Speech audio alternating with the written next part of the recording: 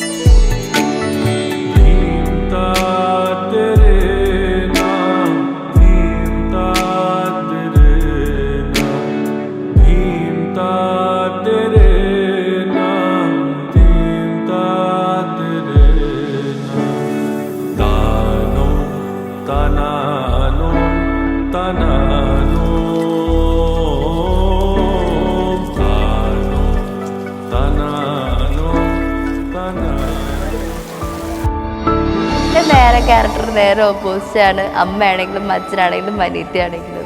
അപ്പോൾ ചെറിയ ചെറിയ പ്രശ്നങ്ങളും കാര്യങ്ങളൊക്കെ ഉണ്ടാവും. ഇപ്പോൾ ഞാനും അനിയത്തിയാണെങ്കിലും എന്നും വഴക്കാണ്.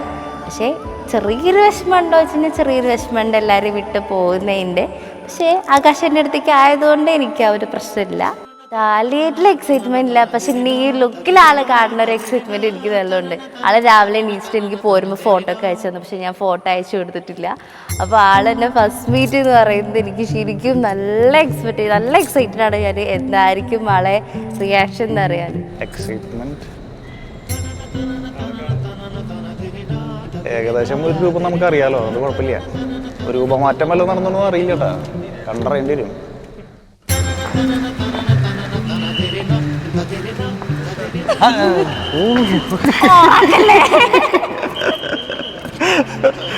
കൊള്ളാം കൊള്ളാം.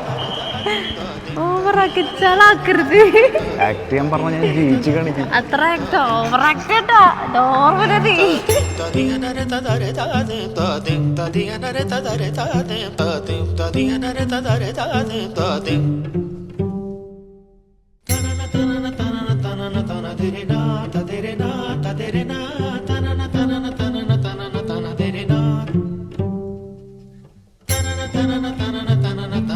ഞാനൊരു 6 മാസമായിട്ടുള്ളൂ ഞാൻ അവളെ പരിചയപ്പെട്ടിട്ട് ഇന്ന് വരെ ഞങ്ങളെങ്ങനെയാ ചോദിച്ചു കഴിഞ്ഞാൽ ഞങ്ങൾക്ക് രണ്ടാൾക്കും അറിയില്ല. അവളില്ലാതെ എനിക്കും പറ്റൂല, ഞാനില്ലാതെ അവൾക്കും പറ്റൂല. അത്തരത്തിലുള്ള ഒരു ബോണ്ടാണ് ഞങ്ങൾ തമ്മിലുള്ളത്.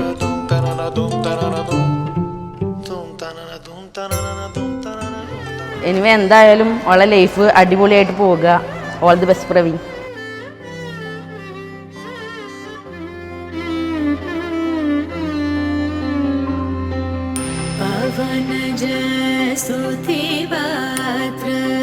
पावन चरित्र रवि सोमवर नेत्र रमणीय गात्र पावन जसुति पात्र पावन चरित्र रवि सोमवर नेत्र रमणीय गात्र सीता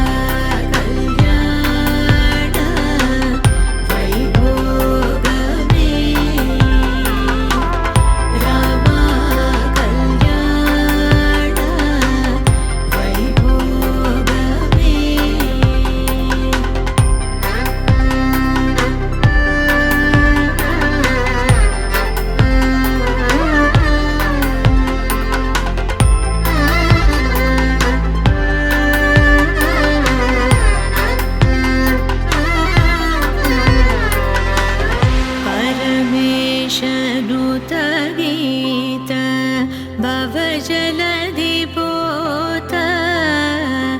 धरणिकुलसंजात त्यागराजनुत परमेशनुत गीत भवजलधिपोत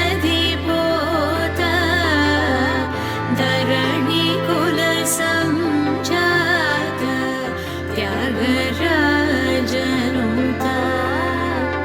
सीता कल्याण वैभोगमे रामा कल्याण वैभोगमे सीता कल्याण